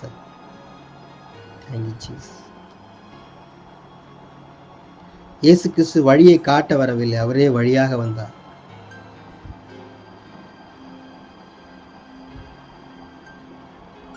நீங்க பிதாவோடு எப்படி ஒன்னா இருக்கணும் என்கிற வழியை காட்டுவதற்காக அல்ல, அந்த வழியாகவே அவர் தான் வந்தார். அவர்தான் வழி, அவர்தான் உனக்கு ஞானம், அவர்தான் நீதி, அவர்தான் மீட்பு, அவர்தான் பரிசுத்தம். 1 கொரிந்தியர் 1:31 இப்படி சொல்லுது.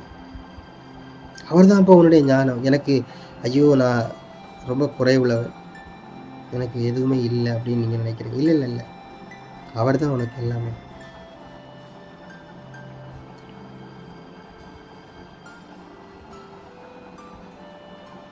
நீங்க உங்களுடைய மாம்ச கிரியைகள் நிமித்தம் உங்களை அடையாளப்படுத்தி வச்சிருக்கீங்க தெரியுமா? யாருமே பார்க்காத, யாரும் பார்க்க கூடாத ஒரு இடத்த மறைச்சு வச்சிருக்கிறீங்க உங்களுக்குள்ளாக. உங்களுக்கு நடிச்சதே சொல்றேன், நீங்களை மறைத்து வைத்திருக்கிற அந்த இருளுக்குள்ளாக ஒருத்தர் இருக்கிறார். அவர்தான் உன்னுடைய தகப்பன். அந்த இருளில் வெளிச்சத்தை தரும்படியாக அவர் இருக்கிறார். நீ அந்த அந்த இருள் பக்கமே நீ போக விரும்பல. ஆனா அந்த இருளை அவர் தனக்குள்ளாக ஏற்றுக்கொண்டார். உனக்குள்ளாக இருக்கிற இருளை, நீ எந்த ஒரு அந்தகாரத்துக்குள்ளாக நீ இருக்கிறாயோ, உன்னுடைய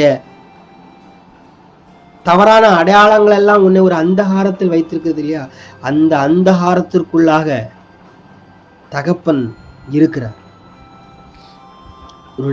உன்னுடைய பலவீனங்களை அவர் ஏற்றுக்கொண்டார். நீங்கள் நம்பினாலும், நீங்கள் நம்பாவிட்டாலும், நீங்கள் விசுவாசித்தாலும், நீங்கள் விசுவாசிக்காமல் போனாலும், நான் சொல்லுகிறேன் 100% உண்மை.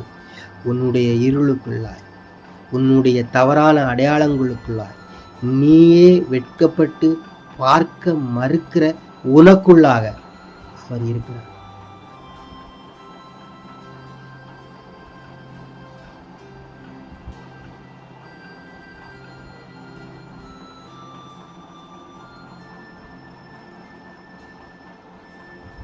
Thank you, Jesus.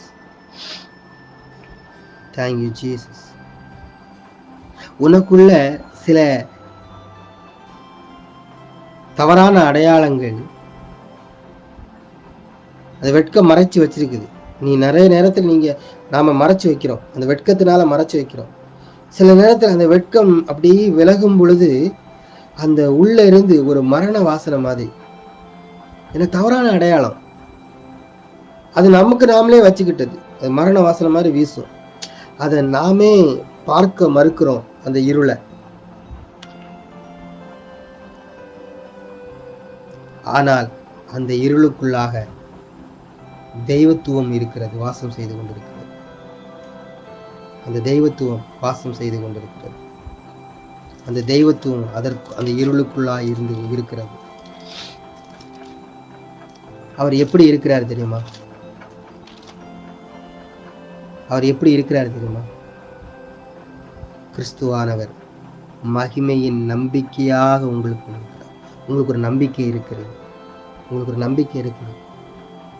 உங்கள் பலவீனங்களை குறித்து நீங்கள் கவலைப்பட வேண்டாம். உங்களுடைய தவறான அடையாளங்களை குறித்து நீங்கள் ஒருபோதும் அந்த தவறான அடையாளங்களை உங்களுடைய அடையாளமாக நீங்கள் ஏற்றுக்கொள்ள வேண்டாம். உங்களுடைய அடையாளம் உங்களுக்குள்ளாக இருக்குது. அது கிறிஸ்துவானவர் மகிமையின் நம்பிக்கையாய் உங்களுக்குள் இருப்பதே அந்த ரகசியம்.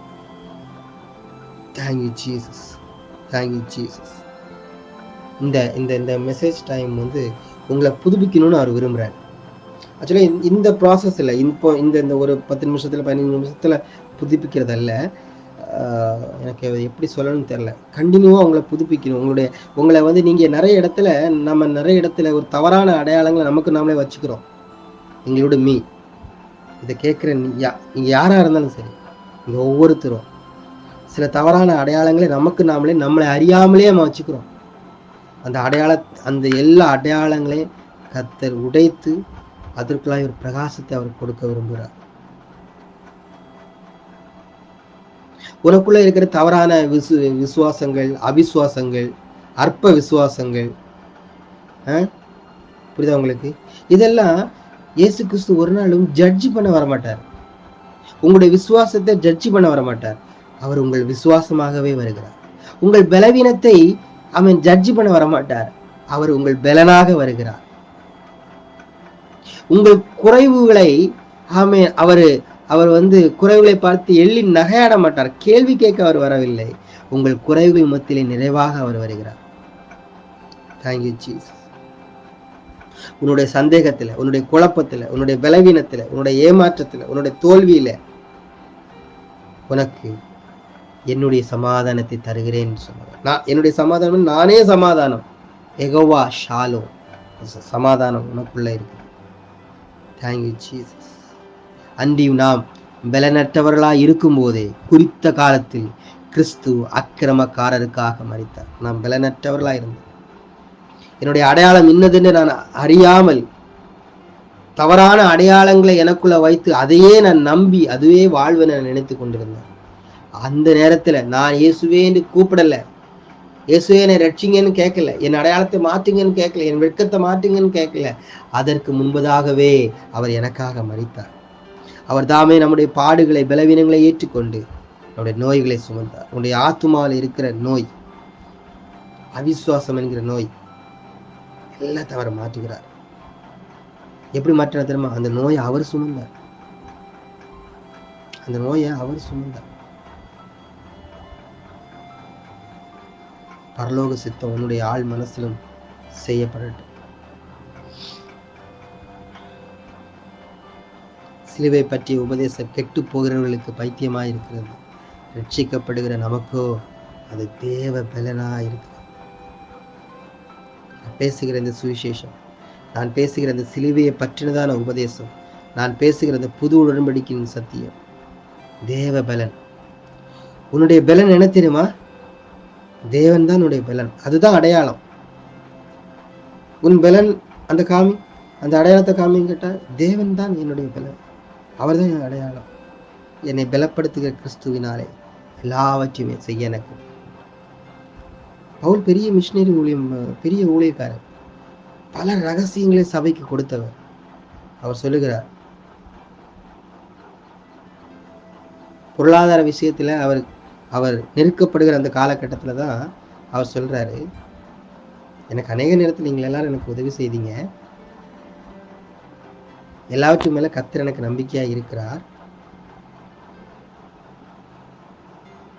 ஒருவேளை உதவி எதுவுமே இல்லாதிருந்தாலும் என்னை பலப்படுத்துகிற கிறிஸ்து எல்லாவற்றையும் செய்ய எனக்கு பலன் தருவார் அப்படிங்கிறார்.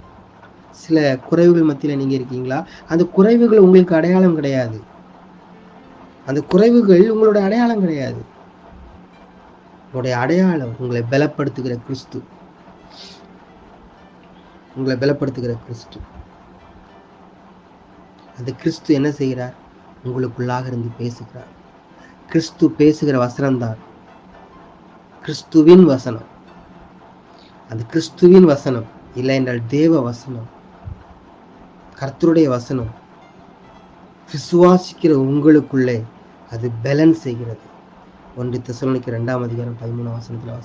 அது பலன் செய்கிறது, உங்களை பலவானாய் மாற்றுகிறது.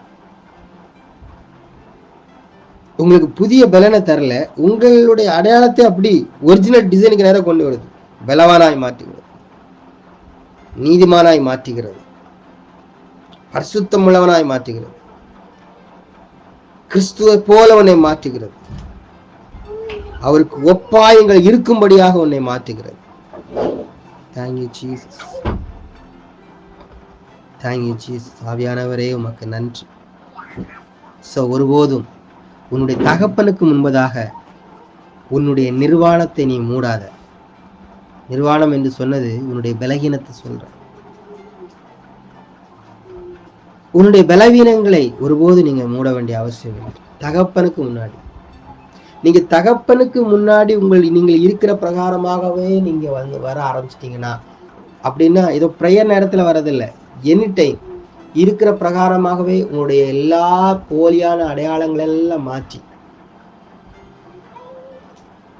அப்படியே அவர் முன்னால நீங்க வந்துட்டீங்கன்னா, அவருடைய பிரசனத்தை நீங்க வந்துட்டீங்கன்னா, அப்படியே உங்களை அவர் தன்னை போல தன்னுடைய அடையாளமாகவே உங்களை மாத்துவார். உங்களை எப்படி மாத்துவாரா? தன்னுடைய அடையாளமாக மாத்துவார். மாற்றுவார் சொல்லப்பட்டலாம் மாற்றி இருக்கிறார் என்பதை உனக்கு சொல்லுவார். அதான் கரெக்ட் வார்த்தை. உங்களுக்கு நீங்களே அத்தி இலைகளை கெட்டி வைக்காதீங்க. நிறைய நேரத்தில் நமக்கு பிரச்சனை என்ன தெரியுமா? நம்ம நிறைய அத்தி இலைகளை எடுத்து வச்சுக்கிறோம். இப்போ நமக்கு இருக்கிற பெரிய போராட்டமே அந்த அத்தி இலைகளை பறிக்கிறதான் பிரச்சனையே. ஏன்னா பல வருஷமாய் சில அத்தி இலைகளை நம்முடைய வெட்கத்தை மறைப்பதற்காக அத்தி இலைகளை நம்ம வச்சுக்கிறோம். நிறைய அது அத்தி இலைன்னு சொல்லும்போது அது எதுன்னு உங்களுக்கு தெரியும். அந்த அத்தி இலையில அவ்வளவு சீக்கிரத்துல கழட்ட முடியாது, வலிக்கும்.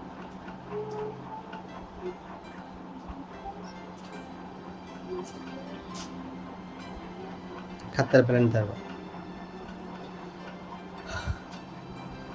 Thank you Jesus. ஸோ உன்னுடைய வெட்கத்தை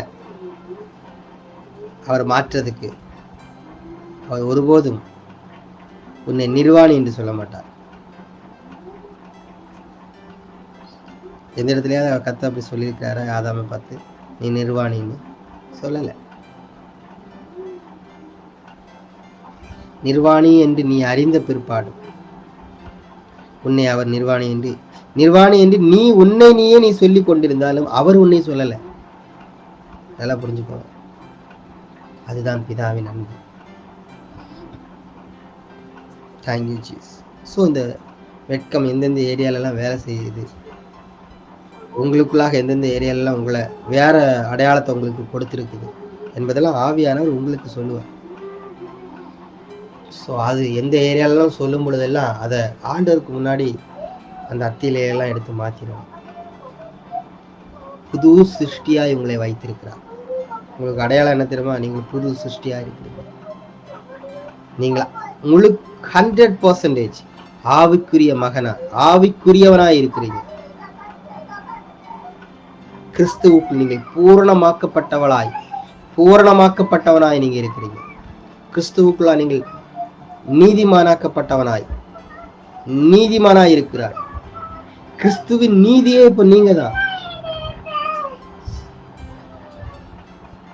தேங்க்யூ ஜீசஸ். இயேசுவே உம்மை நாங்கள் நன்றியோடு ஸ்தோத்திரிக்கிறோம் அப்பா. எங்கள் வெட்கங்களை எல்லாவற்றையும் கர்த்தர் மாற்றுகிறபடினால ஸ்தோத்திரம். எங்களுக்கு எந்த ஏரியாலெல்லாம் இந்த வெட்கத்தினால எங்களை நாங்களே தவறாய் அடையாளப்படுத்தி கொண்டிருக்கிறோமோ அந்த இடங்களெல்லாம் பரிசுத்த ஆவியானவர் உங்களுடைய பிள்ளைகளோடு பேசுங்க. எந்தெந்த ஏரியாவில் எல்லாம் அத்தி இலைகளை போன்று தங்களை மறைத்து வைத்திருக்கிறார்களோ அதெல்லாம் மாற்றி நீ எவ்வளவு பூரணமாக்கப்பட்டவனாய், எவ்வளவு தேவனுடைய சாயலாக தேவனைப் போலவே நீங்கள் இருக்கிறீர்கள் என்பதை உங்களுடைய பிள்ளைகளுக்கு ஆவியானவரை நீங்க இன்னும் ஒரு விஷயம் ரிவீல் பண்ணுங்க. ஒருபோதும் அவர்கள் நீங்க கொடுத்த அந்த அடையாளத்தை அவர்கள் மிஸ் பண்ணிடக்கூடாது. Thank you Jesus. Thank you Jesus. அப்படி இந்த இந்த வெட்கம் என்கிற காரியம் உங்களை விட்டு போயிடுச்சுன்னு வைங்களேன், நம்மளை விட்டு ஃபுல்லா போயிடுச்சுன்னு வைங்களேன், எந்த ஒளிவு மறைவும் இருக்காது. எங்க தெரியுமா? குடும்பத்துல ஃபர்ஸ்ட் கணவன் மனைவிக்குள்ள எந்த ஒளிவு மறைவும் இருக்காது. சபை என்கிறத அந்த ஐக்கியத்துக்குள்ள எந்த ஒளிவு மறைவும் இருக்காது. இருக்கிற பிரகாரமாகவே ஏற்றுக்கொள்வாங்க. நீங்க அப்படி பாருங்க. நீங்கள் மனிதர்களை பார்க்கும் பொழுது அவர்கள் தேவன் எப்படி வைத்திருக்கிறார், தேவன் எப்படி படைத்திருக்கிறார், எப்படி அவர்களை புது சிருஷ்டியா வைத்திருக்கிறார் என்பதை நீங்க பாருங்க. அப்படி பாருங்க. அவர்கள் உங்களை பார்க்கிறார்கள் என்று நீங்கள் வேதனைப்பட வேண்டாம். நீங்கள் உங்கள் பார்வையை மாற்றிக்கொள்ளுங்க ஃபர்ஸ்ட். Thank you Jesus. உங்களிலிருந்து அது தொடங்கட்டும். மீண்டும் அந்த தெய்வத்தினுடைய சத்தம் உங்களுக்கு மறுபடியும் ஏதேன்ல ஆதாம் இழந்து போன அந்த சத்தம் கல்வாரி சிலுவையில கர்த்தர் நமக்கு திரும்ப தந்தார். இப்போ அந்த சத்தம் உங்களுக்குள்ளாய் கேட்டுக்கொண்டே இருக்குது. அந்த சத்தம் உங்களை ஃபுல்லா ஒவ்வொரு நாளும் நாளுக்கு நாள் உங்களை புதிதாக்கி கொண்டே இருக்கும். மறுரூபத்தின் மேல் மறுரூபம், மகிமையின் மேல் மகிமை, தயவின் மேல் தயவு, கிருபையின் மேல் கிருபை கர்த்தர் கொடுக்கிறதுக்காக நன்றி அப்பா. Thank you Jesus. Thank you Jesus. Thank you Jesus. பிரிவினைகள் எல்லாவற்றையும் கர்த்தர் மாற்றி இருக்கிறபடினால ஸ்தோத்திரம். ஆமென், ஆமென். ஒரு ஒப்புரவாக்குதல், ஒரு ஐக்கியம், ஆவியின் ஐக்கியம் பிள்ளைகளுக்கு எப்பொழுது நிரந்தரமாய் தங்கியிருக்கட்டும். இந்த கரத்தில் ஒப்புக் கொடுக்கிறேன். இயேசுவின் மூலம் ஜெபிக்கிறோம் நல்ல பிதாவே. ஆமென், ஆமென், ஆமென்.